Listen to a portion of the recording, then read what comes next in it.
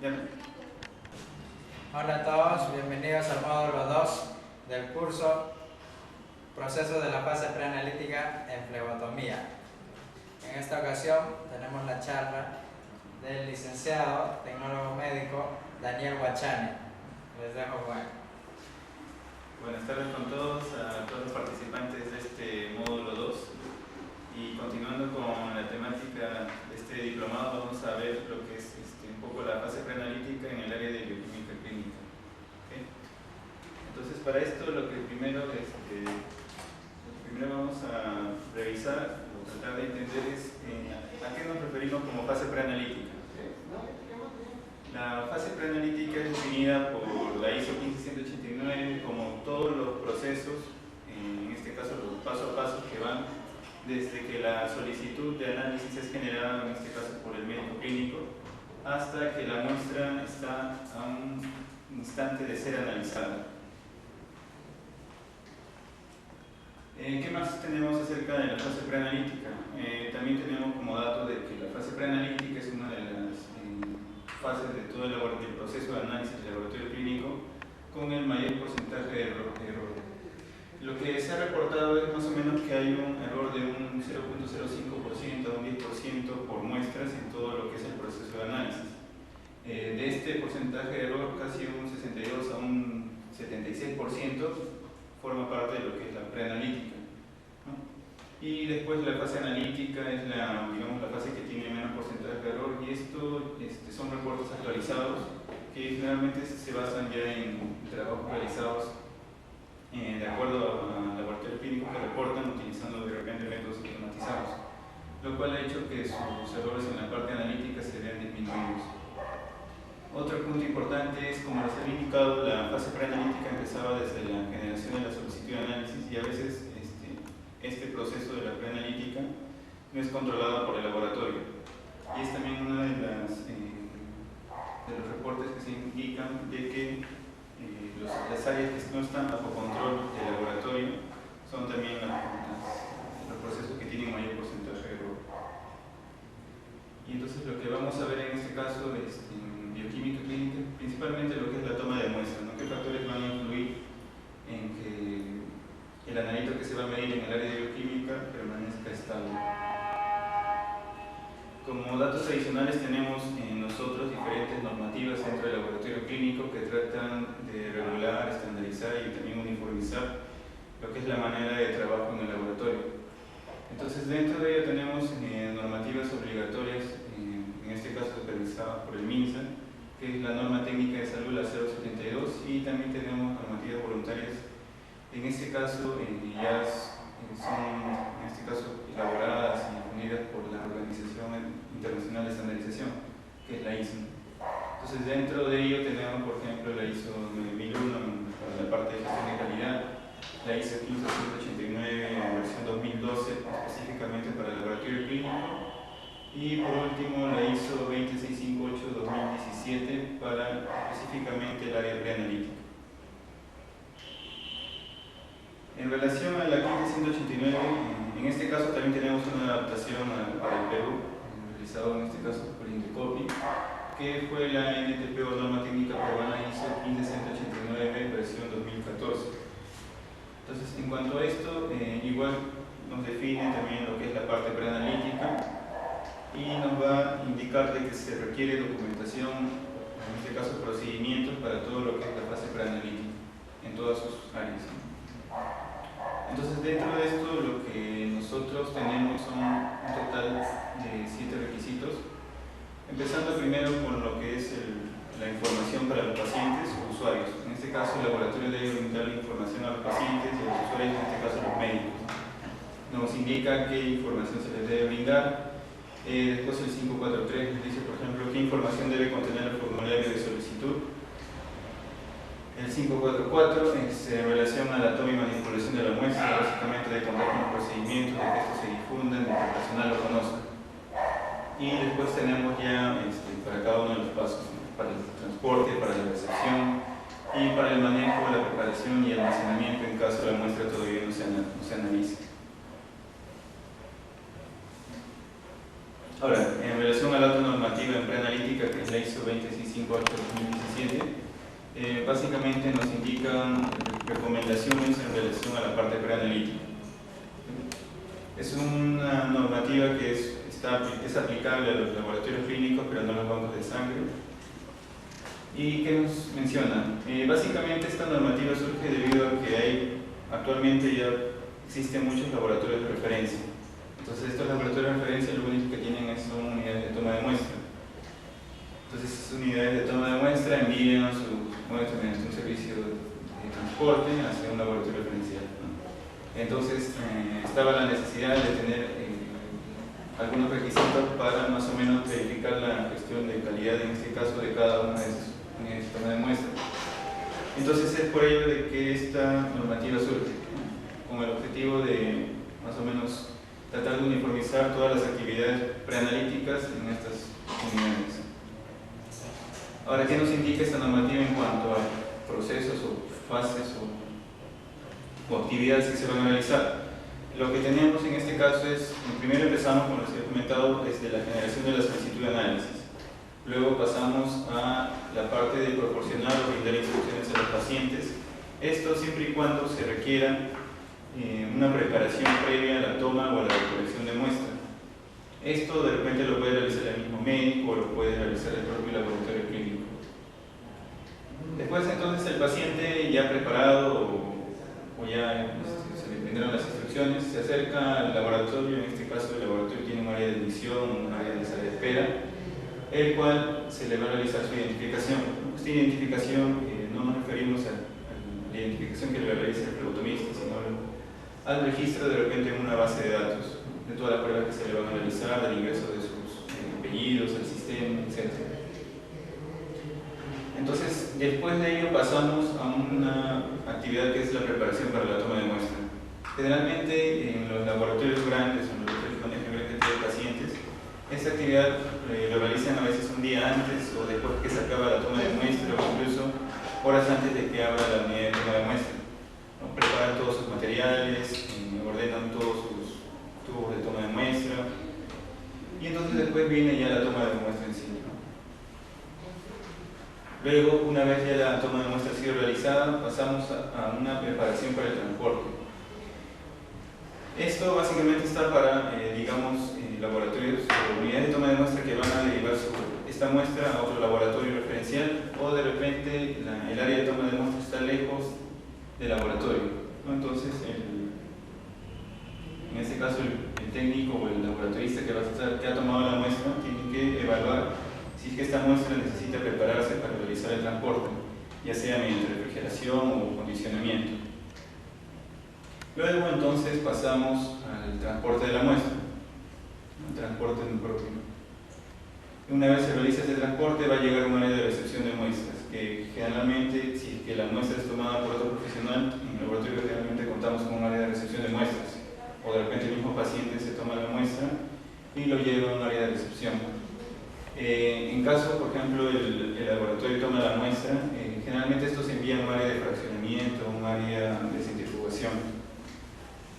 Entonces ocurre la recepción de muestras, se verifican todas las condiciones de calidad, y luego vamos a tener dos vías. Primero, si es que esta muestra no va a ser analizada de repente porque no está el reactivo, o porque se va a derivar, o porque de repente necesita otra preparación, se puede almacenar, ¿no? Y estos son el almacenamiento de muestras no analizadas. Entonces después ya pasa lo que es el análisis, ¿no?, la fase analítica, y ahí básicamente acaba el área preanalítica. Entonces cada uno de estos pasos, esta norma, la ISO 26658, nos define qué requisitos debe cumplir, ¿no?, para cada uno de ellos. En total esta normativa tiene 20 requisitos, y aparte nos indica, por ejemplo, qué condiciones debe reunir la infraestructura de la área preanalítica, qué condiciones ambientales debe reunir, cómo debemos manejar los equipos y los suministros, y cómo debemos gestionar al personal.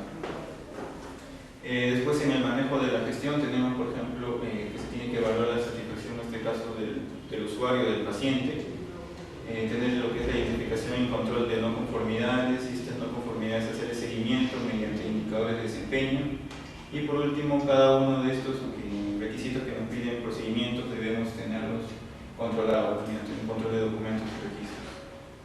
Entonces, al final lo que tenemos en toda la fase preanalítica, desde que ingresa el paciente, vamos a tener dos productos, ¿no? Lo que es la muestra y lo que es una solicitud, o datos de repente, ¿no? Como ejemplo de esto tenemos algunas diferencias que hemos encontrado en relación a lo que por ejemplo nos indica la 15189 y lo que nos indica la 2658. Por ejemplo, en lo que es formulario de solicitud, la nueva normativa por ejemplo, nos indica que debemos también registrar lo que es la fecha en la cual se va a completar el formulario de solicitud y la identidad de la persona que va a realizar la toma de muestra, aparte de los datos de, por ejemplo, fecha y hora de recepción, fecha y hora de la toma de la muestra, la información clínicamente relevante sobre el paciente que es completado en este caso por el clínico. Después los análisis solicitados, el tipo de muestra primaria y cuando sea pertinente el sitio anatómico de origen y después el nombre o identificador único del médico. Y después la identificación del paciente, generando su género, su fecha de nacimiento, los detalles de ubicación y de contacto y el identificador único en este caso que es colocado por el laboratorio clínico.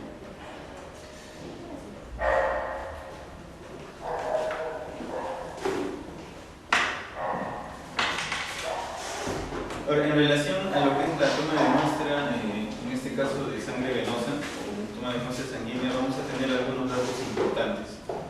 Primero, de que es uno de los procedimientos invasivos más frecuentes realizados en lo que es toda la atención sanitaria, ¿no? Toda la atención de salud. Es un procedimiento también que está disponible en todo el mundo, todos los laboratorios, todos los hospitales lo realizan, así sea de nivel distinto.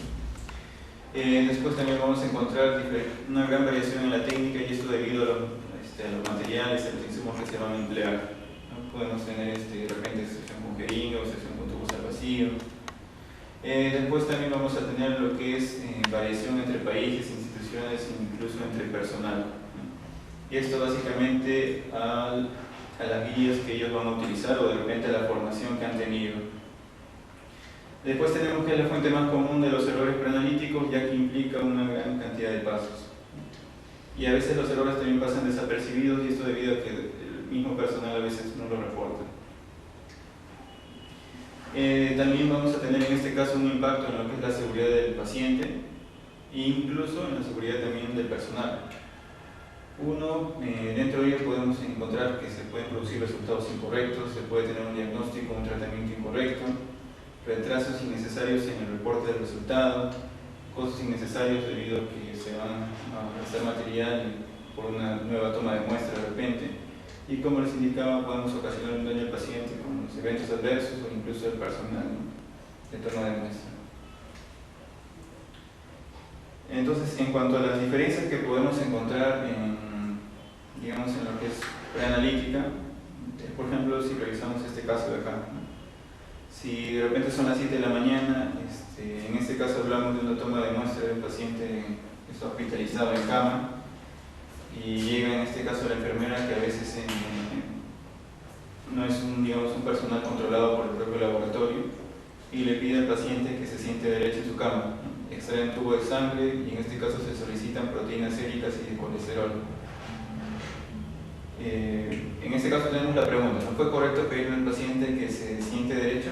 ¿Ustedes qué dicen? No. No. ¿Alguien dice sí? Y en todo caso, ¿qué es lo que han visto de repente ustedes en relación a este caso? Porque a veces los profesionales, en este caso del laboratorio, sí van a tomar muestra y también ven que las enfermeras toman la muestra. Por ejemplo, ¿ustedes qué han visto? Que se le considera normal como para cualquier otra prueba de laboratorio. O sea, si es una persona que no conoce del efecto que puede tener la prueba en lo que respecta a la postura del paciente, lo va a tomar como cualquier prueba normal. Pero si es un personal capacitado que sabe que al momento de la posición implica en el resultado, entonces lo va a tomar bien, la forma correcta. Exacto, entonces por eso, como les indicaba, lo que es los profesionales que no son controlados por el laboratorio a veces es la parte en la cual más error vamos a tener. Entonces, para más o menos regular cómo se debe tomar la muestra, que existen guías, ¿no? Guías para la toma de muestra. Tenemos la guía de la CLCI, la GP41, versión 7, publicada en el 2017, que son los procedimientos para la recolección de muestras de sangre para diagnóstico por venopunción.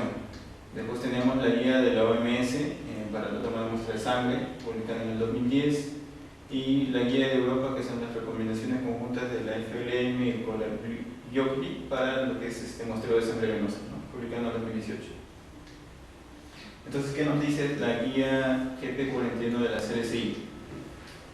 Primero, es una guía en la cual nos indica el paso a paso de manera descriptiva y gráfica, y aparte de ello también tenemos cómo hacer un sistema de calidad para todo lo que es la toma de muestra de sangre venosa, y nos da alcance sobre consideraciones especiales. En este caso, por ejemplo, cómo hacer la toma de muestra de dispositivos de acceso vascular, toma de muestra para hemocultivos, pacientes en aislamiento, pacientes en situaciones de emergencia y pacientes pediátricos. Es de manera resumida. Y después tenemos las complicaciones que pueden haber, en este caso los eventos adversos, y cómo también actuar frente a ellos. Algunas desventajas de esta guía es de que es una guía que está publicada solamente en inglés y aparte no es accesible para todos, ¿no? Además de ello, también la CLCI tiene otras guías para otro tipo de toma de muestra, como puede ser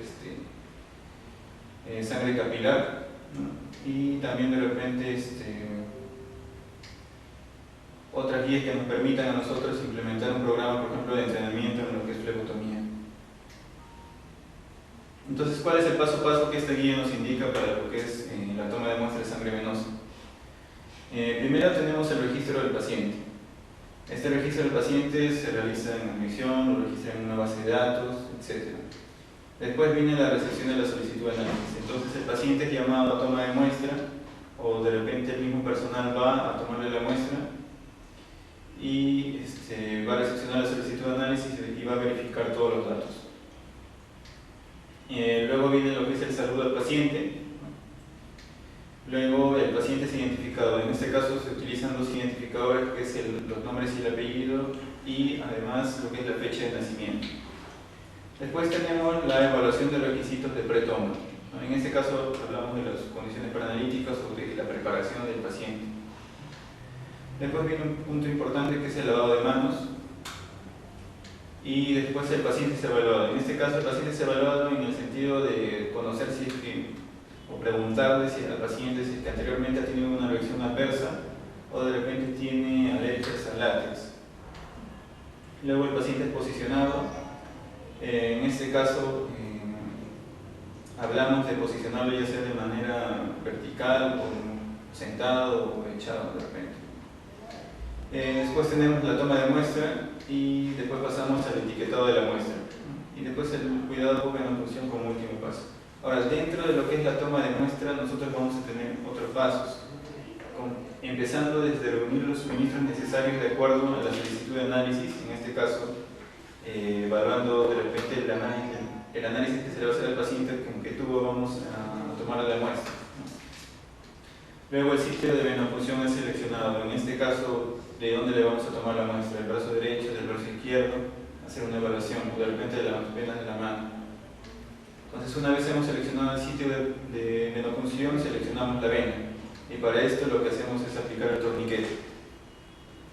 Luego, de nuevo se seleccionan los suministros apropiados, se ponen los guantes en este punto, se va a hacer la limpieza del sitio de venopunción, se inserta la aguja y la sangre comienza a salir. Después se llenan los tubos de acuerdo al orden y se van a homogenizar.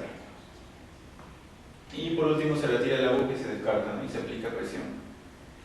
Entonces estos son los puntos de la toma de muestra en relación con todo el proceso de la toma de muestra sanguínea. Entonces acá igual lo tenemos en todo punto. Y después tenemos la guía de la OMS, que también tiene la desventaja de que no es una guía que está disponible en español. Y en este caso sí cualquiera lo puede descargar, ¿no? Después tenemos la guía de Europa, de la FLM, publicada en el 2018, que sí, en este caso sí la tenemos traducida y también la podemos descargar. Ahora, ¿cuál es la diferencia en relación a las otras guías? En este caso es una guía que está basada en evidencia, a diferencia de la CLCI, que sí nos indica de manera descriptiva el paso a paso, pero en este caso nos indica cuál es la base científica para realizar tal paso. Después nos aporta material complementario, en este caso para hacer la implementación, el seguimiento. Nos indica, por ejemplo, cómo hacer el entrenamiento del personal, cómo hacer la evaluación de la toma de muestra y cómo hacer el seguimiento mediante indicadores de calidad. Luego lo que tenemos es analiza y presenta soluciones también para posibles problemas que podemos encontrar a la implementación de esta guía. ¿Qué barreras podemos encontrar y cómo podemos tratar de solucionar esto? Está traducido al español, como les indicaba, y está gratis.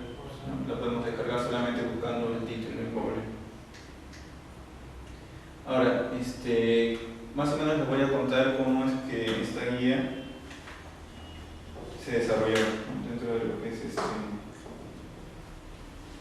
la parte preanalítica. Bueno, la FLM es la Federación Europea de Química Clínica y Medicina de Laboratorio. Básicamente reúne diferentes sociedades nacionales de todo lo que es Europa.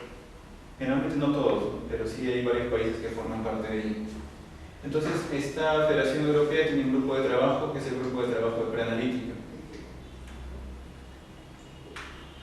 Entonces, este grupo de trabajo de preanalítica, cuando se formó, tuvo la necesidad de hacer primero una reunión, ¿no? Y esta reunión se llevó a cabo en un congreso, en una conferencia, el cual fue su primera conferencia en relación solamente a temas de preanalítica, ¿no?, que se desarrolló en Italia en el 2011.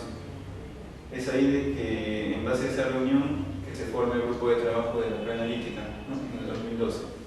Y se plantearon objetivos, en este caso, para este grupo, ¿no?, como fue lo de promover la importancia de la calidad de la fase preanalítica del laboratorio entre todas las sociedades que forman parte del FLM, y realizar diferentes trabajos de investigación. Dentro de ello, primero realizar encuestas con el objetivo de evaluar las prácticas, en este caso preanalíticas o de toma de muestras, que se vienen realizando entre los diferentes países de Europa. Después también tratar de definir cuáles van a ser las mejores prácticas y qué recomendaciones se pueden dar frente a las actividades que son críticas y que se van a encontrar en las encuestas. Y después de seguir organizando lo que son las conferencias preanalíticas en todo lo que es Europa. Entonces, dentro de su primer objetivo, lo que ellos hicieron fue la encuesta a nivel nacional del cumplimiento, en este caso, de guías o del nivel de educación y formación que puedan tener los flebotomistas, en este caso de 28 países de Europa. Esta encuesta lo que encontró fue lo siguiente, ¿no? Primero, de que solamente 7 de los 28 países que forman parte de la FLM tenían guías nacionales, o sea, cada de esos 7 países solamente tenían una guía publicada para lo que es la toma de muestra, o la flebotomía en este caso, ¿no? Dentro de ellos estaba Irlanda, Reino Unido, España, Eslovenia, Suecia, Italia y Croacia. Ahora, 5 de ellos habían sido emitidos solamente por sociedades nacionales y 2 de ellos solamente habían sido provistas por el gobierno, en este caso publicadas por el gobierno. ¿Qué más teníamos acá? Los profesionales que estaban relacionados a la flebotomía, ¿no? En este caso se había encontrado de que bastante la toma de muestra venía siendo realizada por enfermeras, ¿no?, incluso para todos los tipos de pacientes, ¿no?, para pacientes ambulatorios y para pacientes hospitalizados o pacientes de emergencia. Y los profesionales de laboratorio tomaban realizaban poco lo que era la flebotomía. Aparte de ello, por ejemplo, también se encontró de que había personal administrativo, incluso que tomaba muestras. También se encontró de que algunos países tenían flebotomistas que estaban especializados en eso. Después, en cuanto al entrenamiento que se realizaba o que se le daba al personal que ingresaba a flebotomía, no todos los países realizaban un entrenamiento, ¿no? De frente empezaban a trabajar, digamos. Y tampoco había lo que era una capacitación específica, en este caso al nuevo flebotomista. Después lo que realizaban capacitación o sí indicaban de que realizaban un entrenamiento, se encontró de que las horas no eran las adecuadas digamos, cumplir un adecuado entrenamiento, ¿no? Muchos de ellos realizaban el entrenamiento incluso menos a 1 hora. Entonces, como conclusión, este primer trabajo que ellos realizaron, primero se encontró de que no todos los países tenían pautas, o sea, no todos los países tenían una guía nacional publicada. Después de que la flebotomía se realizaba, en este caso, mayormente por profesionales que no estaban relacionados con el laboratorio. Y después de que había diferentes niveles de entrenamiento, y en este caso, por ende, se cumplía, ¿no?, de que los pacientes podían recibir un diferente nivel de, en este caso, de tratamiento, de cuidado en relación a la flebotomía. Entonces, el siguiente trabajo que ellos vieron conveniente realizar era de que si los flebotomistas realizaban correctamente la toma de muestra de sangre venosa. Esto quiere decir de que si todos ellos realizaban los mismos pasos, o de repente alguno de ellos no los realizaba. Entonces, para ello publicaron ya, digamos, a modo de artículos el cumplimiento que encontraron, ¿no? Entonces, para esto tuvieron, en este caso ya menos participantes, 12 países participaron en lo que es esta encuesta también, en el cual utilizaron lo que era un checklist, ¿no? Cada uno de los pasos de la toma de muestra, y esto guiándose con lo que era la CLSI, la H3A6, que es la versión anterior a la GP41. Cada uno de los pasos que mencionaba la guía de la CLSI, que en ese momento estaba en versión, se pusieron a modo de pregunta, ¿no? Y entonces lo que hacía, en este caso el investigador, observaba al flebotomista si es que cumplía cada uno de los pasos en 3 tomas de muestra. En este caso, por ejemplo, para un paciente ambulatorio, para un paciente hospitalizado y para un paciente de emergencia. Entonces, si el que cumplía le ponían un yes, ¿no?, o un sí, o si es que no cumplían un no. Entonces, al final, bueno, ese checklist era de 29 preguntas de todos los pasos, y era desde la fase de la preparación hasta la postvenopunción. 3 observaciones pronosticadas de laboratorios, hospitalizados y de emergencia. Entonces, lo que encontraron era de que para cada pregunta había cierto porcentaje de incumplimiento. Incluso, por ejemplo, las preguntas 3 y la pregunta 24 eran las que más incumplimiento tenían. Entonces, lo que encontraron en este nuevo estudio fue de que el nivel de cumplimiento de una guía ya estandarizada era bajo, ¿no? Y algunos de los pasos críticos, en este caso de la toma de muestra, no se seguían, ¿no? Por ejemplo, no se realizaba bien lo que era la identificación de la muestra, incluso del paciente, ¿no? Eso es lo que tenemos acá y acá. Entonces, una vez que han conocido lo que era qué pasos eran críticos y aparte de qué pasos no se seguían dentro de estos países que participaron, es que empezaron ya a, digamos, a emitir recomendaciones o emitir publicaciones en cuanto a cuáles deben ser las mejores prácticas para la toma de muestra. Uno de ellos, primero, digamos, que lo que publicaron fue cómo realizar la adecuada identificación, y esto en base a lo que encontraron ellos, ¿no?, de que había incumplimiento, ¿no? Incluso algunos no identificaban bien al paciente o simplemente no lo identificaban. Y entonces es que publicaron esta recomendación de cómo hacer la identificación del paciente y cómo hacer el rotulado o el etiquetado de los tubos de toma de muestra. Entonces, esta recomendación, por ejemplo, nos indica de que mínimo deben ser 2 identificadores. No solamente preguntarle al paciente cuál es su nombre, sino también preguntarle cuál es su fecha de nacimiento. Ahora, lo que es la identificación del paciente y el etiquetado de la muestra siempre debe ser cuando tenemos al paciente sentado, ¿no?, en lo que es el área de toma de muestra. Ahora, si es que hay de repente un área de admisión que realiza la identificación del paciente, ya sea, por ejemplo, preguntándole sus datos para ingresarlo al sistema, eso tampoco hace de que el flebotomista tampoco lo identifique. Por ejemplo, ese caso lo vi hace poco en el hospital Loaiza, que me indicaban, por ejemplo, de que ellos no realizaban la identificación porque ya ellos venían registrados, incluso ya venían con las etiquetas impresas y todo, ¿no? Y entonces, por ejemplo, ese es un paso crítico. Después, sería mejor el uso del código de barras, ¿no?, para evitar de repente unas letras ilegibles en lo que es el tubo de toma de muestra. Después, el otro punto crítico que se encontró dentro de esa evaluación al personal era de que si el paciente estaba preparado para la toma de muestra. Entonces, no muchos preguntaban al paciente o no realizaban las preguntas correctas de cómo debía estar preparado el paciente. Entonces, también hicieron, bueno, de los que formaban parte de la FLM, hicieron también estudios paralelos, ¿no? Por ejemplo, uno de ellos fue de que si los pacientes estaban bien informados acerca de los requisitos de ayuno para lo que es el análisis de sangre en laboratorio.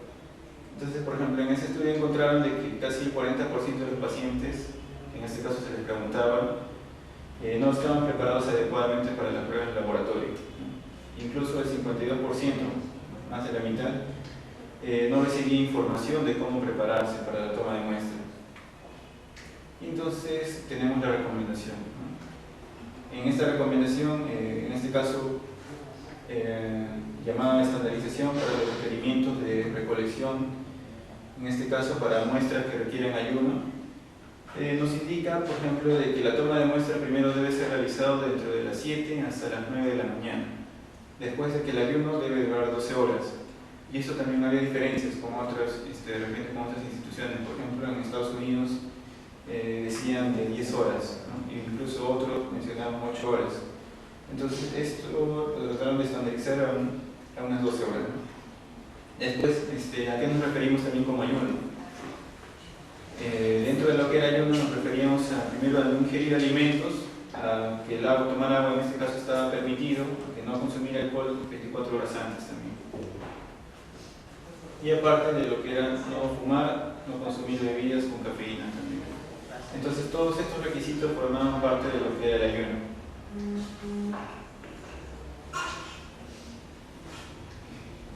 Después, otro punto importante también que no se cumplía era el orden de los tubos. No muchos seguían el orden de los tubos estandarizados, en este caso por la CLCI.